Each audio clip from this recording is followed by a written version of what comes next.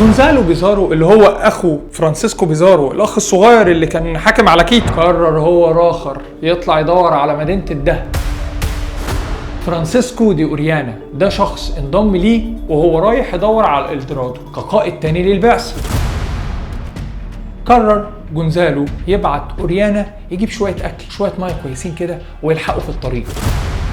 هنا بقى القصة بتتقسم لطريق. جونزالو بيكمل في طريقه عشان يستكشف مدينة الدورادو، وأوريانا اللي في نهر الأمازون يلحقوا بالأكل. بيزارو برضه كان عنده جنون الذهب، الأخ الصغير كان مستعد يعمل أي حاجة عشان يلاقي الذهب. اتحرك في غابات الأمازون بجيش كبير جدا عشان يستكشف مدينة الدورادو، بس هو كان فاكر ومعتقد إن مدينة الدورادو ورا غابات الأمازون. بيزارو قعد سنين يدور في غابات الأمازون وشاف كتير من الأهوال، وفي الآخر رجع وإيده فاضية.